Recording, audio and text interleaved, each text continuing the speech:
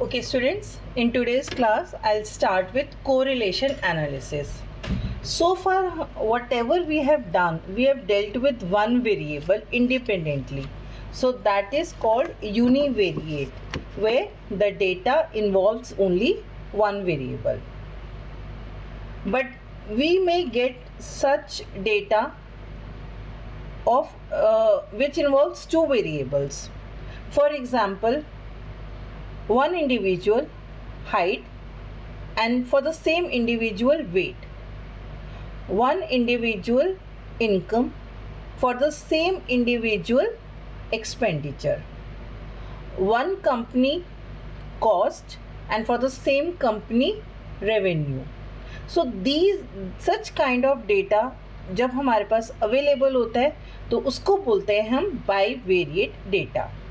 But at the same time, we may have data more than two variables. For example, one individual income, weight, number of cars he has, or for the company, cost, revenue, profit. So when data is given for two variables, it's bivariate, and if it is given for more than two variables, it's multivariate data. Clear? So are we clear about the data and its numerical characteristics? Univariate, bivariate, multivariate. आज की class में हम bivariate data के बारे में बात करेंगे. For example, height and weight, income and expenditure. Now we want to know what is the relation between these two variables. We are interested in knowing the relationship between two variables. How जैसे coexist होते हैं ना, दो चीजें कैसे exist करती हैं. सो को रिलेशन, कैसे दो चीजों का आपस में तालमेल है या रिलेशन है, तो उसको बोलते हैं हम को रिलेशन. बहुत सिंपल डेफिनेशन है. Correlation analysis deals with the association between two और मोर वेरिएबल्स. तो आपको ये डेफिनेशन आनी चाहिए. What is correlation? Correlation is the association between two or more variables. अगर two हो गया तो वो bivariate data हो गया, और अगर वो more हो गया तो वो, अगर जैसे two हो गया तो वो कौन सा relation हो गया? Bivariate. और अगर वो more than two हो गया तो वो कौन सा relation हो गया? Multivariate. Clear about it? So bivariate और multivariate. Right? Now I'll start with correlation involving two variables.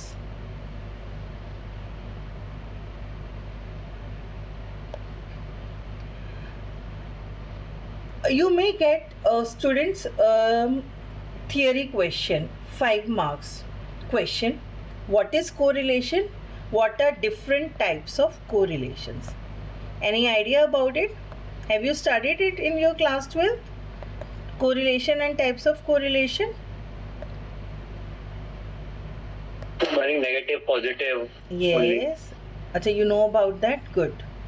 Anything else you know about types of correlation? Chalo, let's start.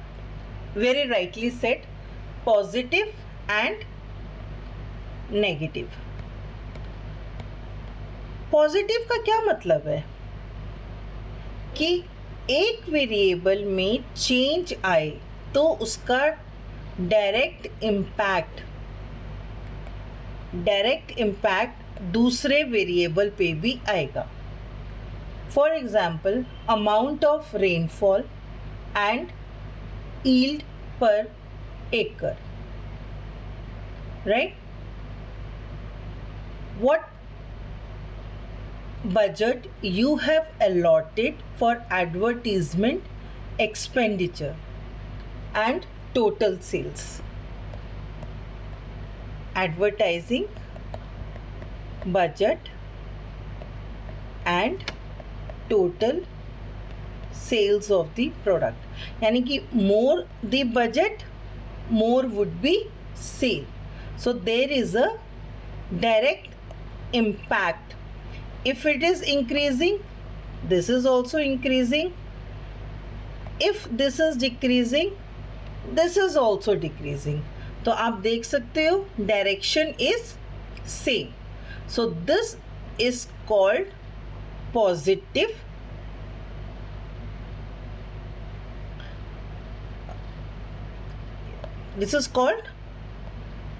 positive, but it may not essentially be the same.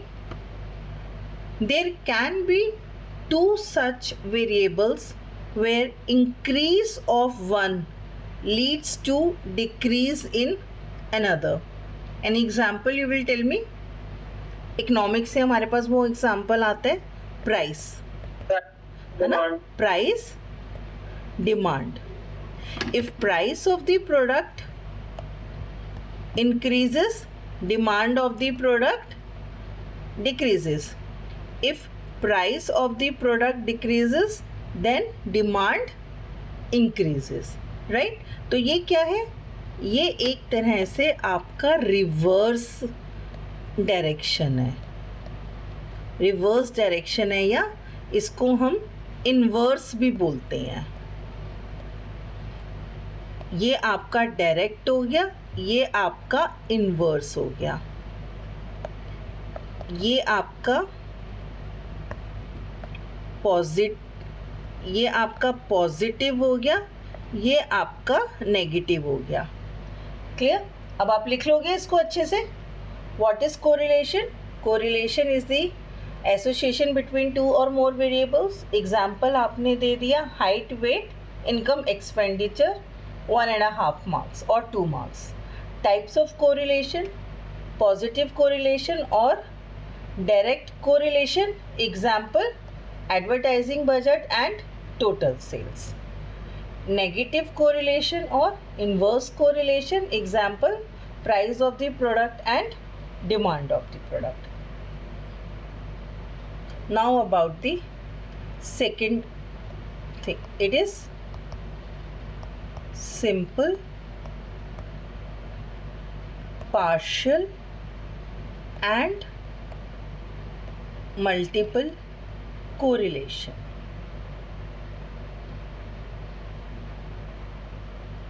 आपके questions syllabus में multiple नहीं है. Let us understand first simple correlation.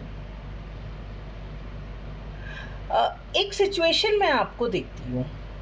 There is an acre of agricultural land. ठीक है? A farmer wants to grow something on this. So what will he do?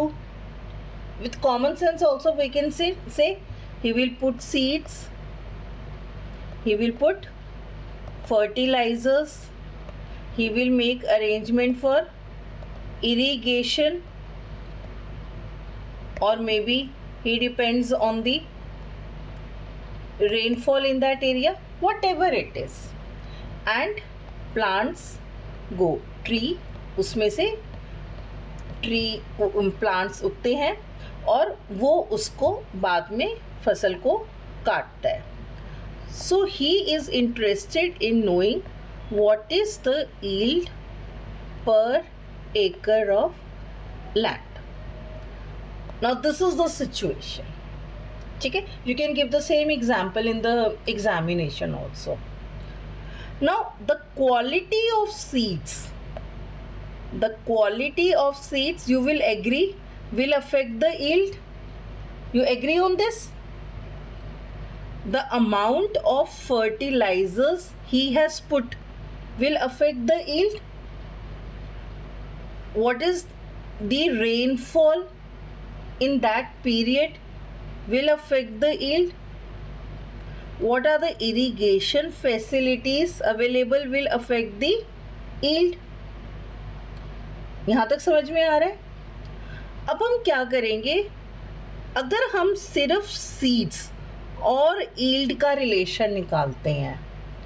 मैं दोबारा repeat करती हूँ, अगर हम सिर्फ सीड्स और यील्ड का रिलेशन निकालते हैं तो उसको क्या बोलेंगे? Simple correlation, right. अगर हम सीड्स, फर्टिलाइजर्स, रेनफॉल का इफेक्ट यील्ड पर क्या हुआ है, पर इसमें हम तीनों को इकट्ठे नहीं करेंगे, हम जो है सिर्फ दो वेरिएबल्स को करेंगे और तीसरे को हम क्या रखेंगे? कांस्टेंट। यानी कि सीड्स का और फर्टिलाइजर्स का इफेक्ट यील्ड पे क्या हुआ है? Rainfall is constant. फर्टिलाइजर्स और रेनफॉल का इफेक्ट यील्ड पे क्या हुआ है? Keeping seeds as constant, right. Seeds और रेनफॉल का इफेक्ट यील्ड पे क्या हुआ है? Keeping fertilisers as constant. आपको ये बात समझ में आ गई है? This is called partial, where effect of 3 or more variables are studied, but at a time only 2 are considered and third one is kept constant. Third variable is constant. 2 are considered at the same time and third variable remains constant. I hope it is understandable. So for simple study of only 2 variables, right? अगर 4 variables हैं तो study of only 2 variables, अगर and third and fourth will remain constant. So this is called partial correlation. And what about multiple correlation? In this you consider all the 3 variables. आप seeds को भी consider कर रहे हैं, fertilisers को भी consider कर रहे हैं, रेनफॉल को भी कंसिडर कर रहे हैं कि यील्ड पे उसका क्या इफेक्ट होगा, और तीनों वेरिएबल्स को आप साइमल्टेनियसली 3 और more variables and they are being considered simultaneously. Could you understand this? Simple seeds on yield, fertilizers on yield, right? So study of only 2 variables. Seeds, fertilizers का simple is seeds, fertilizers effect on yield. Partial is seeds, fertilizers, rainfall on yield. Seeds and fertilizers are being studied and rainfall is kept constant. Clear? Partial seeds का भी, fertilisers का भी, rainfall का भी इकट्ठा क्या असर हो रहा है यील्ड पे, 3 और more variables are being studied simultaneously. Students, is this clear to you? Shall I proceed further? I think this example is good enough. Let us go proceed to third type.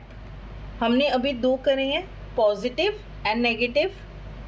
Second, simple, partial and multiple correlation. Third is linear and non-linear correlation. Linear आप समझते ही हैं. Linear का meaning मालूम है ना? जो सीधा सीधा चल रहा हो. What is linear? Which is straight, which is constant. तो कोरिलेशन में जब हम दो वेरिएबल्स की बात करते हैं तो व्हाट इज लीनियर कोरिलेशन, यानी कि there are two variables x and y. अब x में कुछ चेंज आया डेल्टा x, और y में भी कॉरेस्पॉन्डिंग चेंज आया. ठीक है, जैसे x का आपने x को मैं ले लेती हूँ एडवर्टाइजिंग बजट और y को मैंने ले लिया सेल्स. आपने एडवर्टाइजिंग बजट बढ़ाया तो कुछ चेंज आया. उसी तरह से एडवर्टाइजिंग बजट के बढ़ने से सेल्स में भी बढ़ गया तो उसमें भी कुछ चेंज आया. If the change in y and change in x, the ratio remains constant. Ratio remains constant, then it is called linear correlation. कैसे? सपोज मैं एक वेरिएबल ले लेती हूँ x, 10, 20, 30, 40. y सेल्स का ले लिया 40, 80, 120, 160. कितना चेंज आया x में? 10. y में कितना चेंज आया? 40. फिर कितना चेंज आया? 10. फिर कितना चेंज आया? 40. फिर कितना चेंज आया? 10. फिर कितना चेंज आया? 40. That means ratio remains constant. So what is this kind of a relation called? Linear correlation. अच्छा, अगर मैं इसको ग्राफ में प्लॉट करूं, ग्राफ में भी आप प्लॉट कर सकते हो. जैसे ये हमारा x एक्सिस है और ये हमारा y एक्सिस है. So what kind of graph will I get? It is very obvious. Straight line graph. It is very obvious that I'll get the straight line graph. Right? So when these points are plotted on the graph paper on x-axis and y-axis corresponding to two variables, what we get? We get straight line graph. Right? Clear about the linear correlation? Now let's talk about, but is the world so straight? No, we don't live in a perfect world. I'm sure, you know, as management students, when you join corporates tomorrow and you are given the responsibility to increase the sales of the product by advertising, every advertising manager or marketing manager would be very happy कि उसको पता होगा कि हाँ मैंने इतना खर्च करा तो इतने सेल्स बढ़ जाएंगे. But does it actually happens? No, it doesn't happen. So we need to understand those kind of a ratio also, where change in one variable does not bring constant ratio change in another variable. Clear?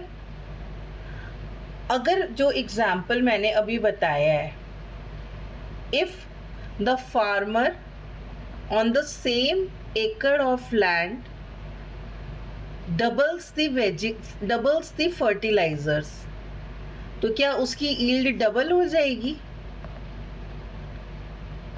Will yield be doubled? No. The crop might be ruined, isn't it? If he puts lots of water every day, the plants may die. So this is not essential that change in one variable will bring the corresponding change and it is good. So such kind of variables when we study, they are called non-linear or curvilinear. Curvy, LINEAR, curvilinear relation. तो मैंने आपको मैंने आपको correlation की definition बताई है, आपको 3 तरह के कोरिलेशन बताए हैं. तो ये आपका क्वेश्चन 5 मार्क्स का थियरी का क्वेश्चन आपका प्रिपेयर हो गया. Clear? Let's proceed further.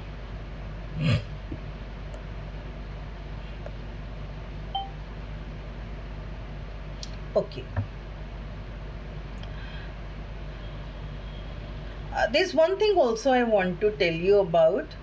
There is something called nonsense or spurious correlation.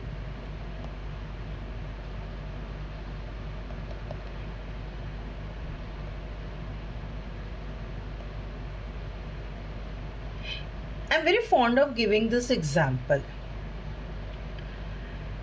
It was found by one of the in our childhood we used to polish our shoes while going to school with that cream and brush. एक छोटी सी डिब्बी में cream black colour की आती थी और उसमें हम ब्रश लगा के अपने शूज़ को शाइन करा करते थे. फिर एक प्रोडक्ट आया चेरी ब्लॉसम करके. It was very convenient. छोटी सी एक लिक्विड की डिब्बी थी, आपने उसको ब्रश पे लगाने की ज़रूरत नहीं होती थी, फटाफट अपने शूज़ करे और वो शाइन कर गए. It was found that during a particular month sale of that cherry blossom increased when the product was launched, and when more analysis was done, it was found that those places in rural areas where cattle की जो fears होती थी, जैसे पुष्कर का मेला होता है या हरियाणा के कुछ गाँव में होता है, तो तब ये चेरी ब्लॉसम की सेल्स इंक्रीज हो गई. Then they found that this cherry blossom polish was being used on cattle such as buffaloes to make their skin more shining. So such relation would be the spurious correlation. Right? Clear about it? Acha. Now let us talk about something called correlation coefficient, because we'll be using it very often. Correlation coefficient. If the relationship between two variables are perfect, जैसे अभी मैंने example आपको बताया, then correlation coefficient would be +1. पर आपका perfect negative relation भी हो सकता है कि 10 इंक्रीज हो रहा है और 40 डिक्रीज हो रहा है. If the values lies very high, if the values lie between 0.9, 2 + 1 minus 0.59, 2 - 1, this is very high degree of correlation. अगर 0.75 से +1 के बीच में है, -0.75, no, it would be it would be 0.9 to 752, yes, 0.9 to -0.9. So this would be fairly high. अगर 0.50 से 0.75 के बीच में है तो it would be moderate. मैंने टाइम लाइन से I make it better. 0.25, 0.5, 0.75, 0.9 plus 1 and this is 0. 0 है तो no correlation, 1 है तो perfect correlation. इन दोनों के बीच में है तो very high. इन दोनों के बीच में है तो fairly high. इन दोनों के बीच में है तो moderate. इन दोनों के बीच में है तो लो डिग्री और इन दोनों के बीच में है तो very low. I hope I think this time line makes it much better ना, number line. Clear to all? Yes. और इसी तरह से आप नेगेटिव में भी लेके जा सकते हो. ठीक है, नेगेटिव में आप जो कर लोगे -1, -0.9, -0.75, -0.5, -0.25 and 0. So this is no, this is perfect, right? This would be very low, low, moderate, fairly high,